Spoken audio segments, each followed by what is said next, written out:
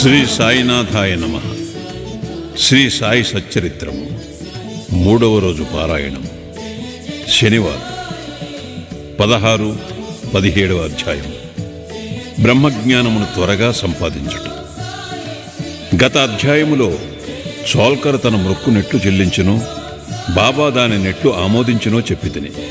ఏ కొంచెమైనను భక్తి ప్రేమలతో నిచ్చిన దానిని ఆమోదించెదననియు, గర్వముతోనూ అహంకారముతోనూ ఇచ్చిన దానిని తిరస్కరించెదననియు బాబా కథలో నిరూపించెను. బాబా పూర్ణ సచ్చితానంద స్వరూపుడగుటచే కేవలం బాహ్యతంతును లక్ష్యపెట్టేవారు కారు. ఎవరైనా భక్తి ప్రేమలతో ఏదైనా సమర్పించినచో మిక్కిలి సంతోషముతో ఆత్రముతో దానిని పుచ్చుకొనివారు.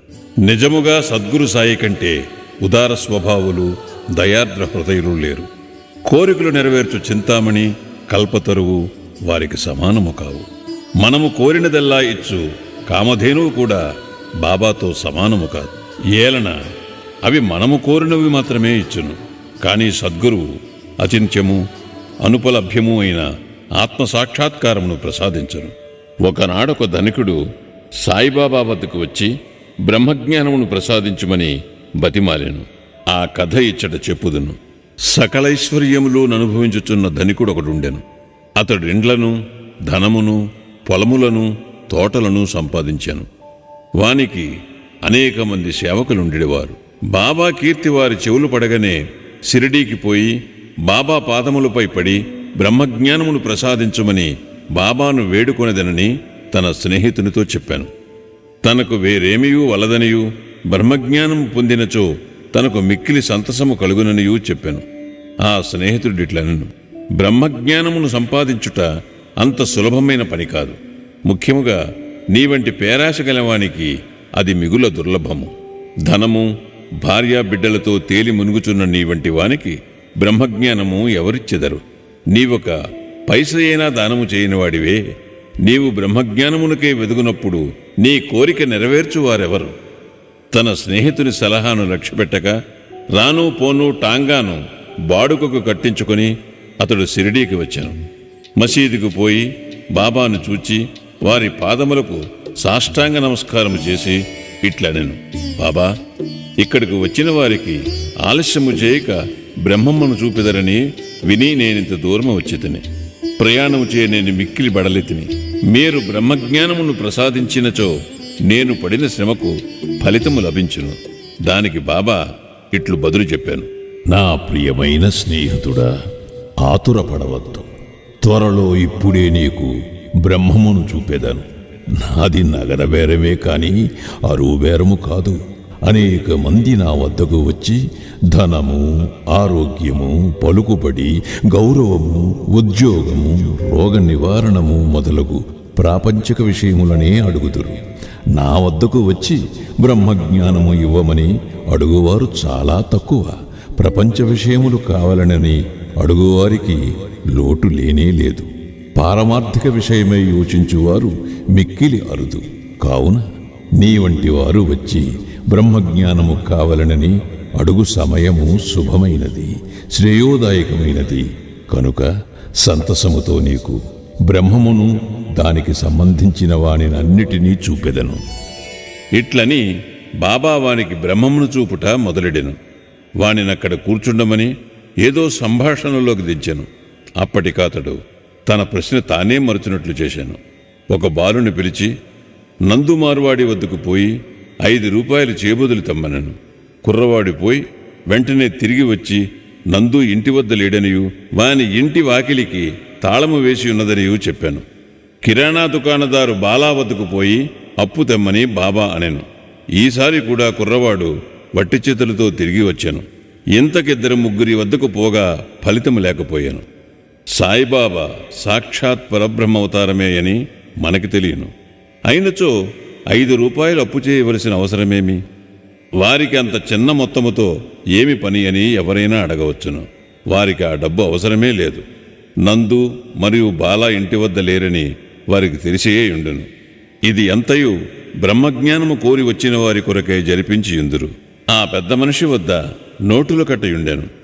అతనికి నిజముగా బాబా వద్ద నుంచి బ్రహ్మజ్ఞానము కావలసి ఉన్నచో బాబా అంత ప్రయాసపడుచున్నప్పుడు అతడూరకే కూర్చుండడు. బాబా ఆ పైకమును తిరిగి ఇచ్చివేయనని కూడా వానికి తెలియను. అంత చిన్న మొత్తమైనప్పటికీ వాడు తెగించి ఇవ్వలేకపోయాను. అట్టి వానికి బాబా వద్ద నుంచి బ్రహ్మజ్ఞానము కావలెనట. నిజముగా బాబాయందు భక్తి ప్రేమలు కలవాడెవడైనను వెంటనే 5 రూపాయలు తీసి ఇచ్చి ఉండునే కాని ప్రేక్షకుని వలె ఊరికే చూచుచూ కూర్చునియుండడు. ఈ పెద్ద మనిషి వైఖరి శుద్ధ విరుద్ధముగా నుండెను. వాడు డబ్బు ఇవ్వలేదు సరికదా, బాబాను త్వరగా బ్రహ్మజ్ఞానమివ్వమని తొందర పెట్టుచుండెను. అప్పుడు బాబా ఇట్లనేను: ఓ మిత్రుడా, నేను నడుపుతున్న దానినంతటినీ గ్రహించలేకుంటివా ఏమి? ఇచ్చట కూర్చుండి నీవు బ్రహ్మమును చూచుటకై ఇదంతయు జరుపుచున్నాను. సూక్ష్మముగా విషయమిది. బ్రహ్మమును చూచుటకు 5 వస్తువులు సమర్పించవలను. అవి ఏమనా? పంచప్రాణములు, పంచేంద్రియములు, మనస్సు, బుద్ధి, అహంకారం. బ్రహ్మజ్ఞానము లేదా ఆత్మసాక్షాత్కారమునకు పోవు దారి చాలా కఠినమైనది. అది కత్తివాదరవలే మిక్కిలి పొదునైనది. అట్లనుచు బాబా ఈ విషయమునకు సంబంధించిన సంగతులన్నీ చెప్పెను. వానిని క్లుప్తముగా ఈ దిగువ పొందుపరచితిమి. బ్రహ్మజ్ఞానము లేదా ఆత్మ సాక్షాత్కారమునకు యోగ్యత. అందరూ తమ జీవితములో బ్రహ్మమును చూడలేరు. దానికి కొంత యోగ్యత అవసరం. ముముక్షుత లేదా స్వేచ్ఛనందుటకు తీవ్రమైన కోరిక.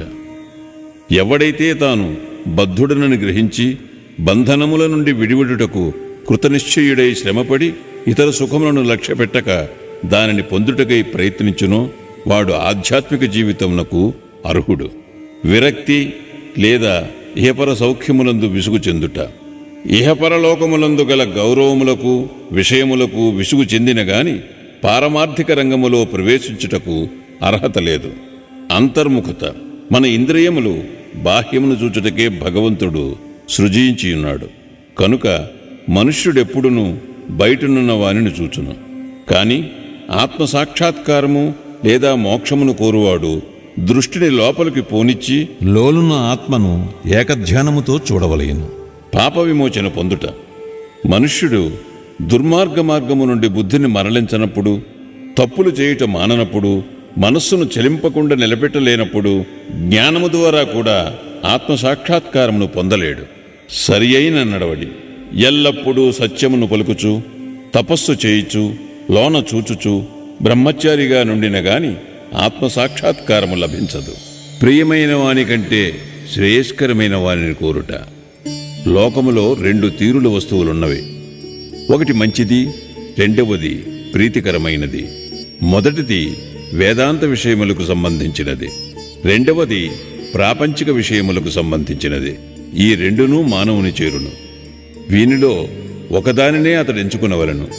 తెలివిగలవాడు మొదటి దానిని అనగా శుభమైన దానిని కోరును. బుద్ధి తక్కువవాడు రెండవ దానిని కోరును.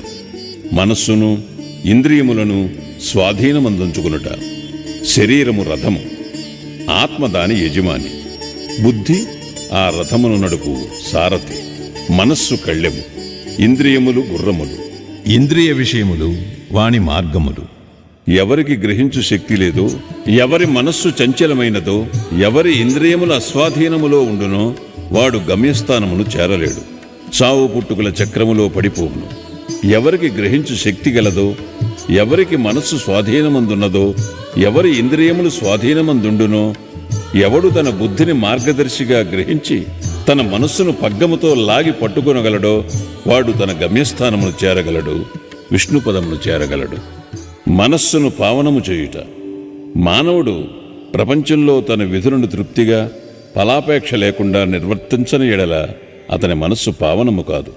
మనస్సు పావనము కానిదే అతడు ఆత్మసాక్షాత్కారము పొందలేడు. పావనమైన మనస్సులోనే వివేకము, వైరాగ్యము మొలకలెత్తి క్రమముగా ఆత్మసాక్షాత్కారమునకు దారితీయును. అహంకారము రాలిపోనిదే, లోభము నశించనిదే, మనస్సు కోరికలను విడిచిపెట్టనిదే ఆత్మసాక్షాత్కారమునకు అవకాశము లేదు. దేహమే నేననుకునుట గొప్ప భ్రమ. ఈ అభిప్రాయమందు అభిమానముండుటయే బంధమునకు కారణము.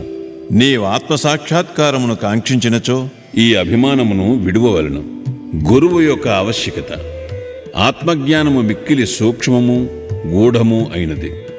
ఎవ్వరైనను తమ స్వశక్తిచే దానిని పొందుట కాశించలేరు. కనుక ఆత్మసాక్షాత్కారము పొందిన గురువు సహాయము మిక్కిలి అవసరము. గొప్ప కృషి చేసి శ్రమించి ఇతరులివ్వలేని దానిని అతి సులభముగా గురువు నుండి పొందవచ్చును. వారా మార్గమందు నడిచి ఉన్నవారు కావున శిష్యుని సులభముగా ఆధ్యాత్మిక ప్రగతిలో క్రమముగా ఒక మెట్టు మీద నుంచి ఇంకొక పైమెట్టునకు తీసుకుని పోగలరు. భగవంతుని కటాక్షము ఇది అన్నిటికంటే మిక్కిలి అవసరమైనది. భగవంతుడు తన కృపకు పాత్రులైన వారికి వివేకమును వైరాగ్యమును కలుగజేసి సురక్షితముగా భవసాగరము నుండి తరింపచేయగలడు. వేదములు అభ్యసించుట వల్ల గాని, మేధాశక్తి వల్ల గాని, పుస్తక జ్ఞానము వల్ల గాని ఆత్మానుభూతి పొందలేరు. ఆత్మ ఎవరిని వరించునో వారే దానిని పొందగలరు.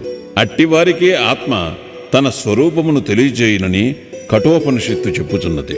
ఈ ప్రసంగము ముగిసిన పిమ్మట బాబా ఆ పెద్ద మనిషి వైపు తిరిగి, అయ్యా, నీ జేబులో బ్రహ్మము 50 5 రూపాయల నోట్ల రూపముతో నున్నది. దయచేసి దానిని బయటకు తీయుము.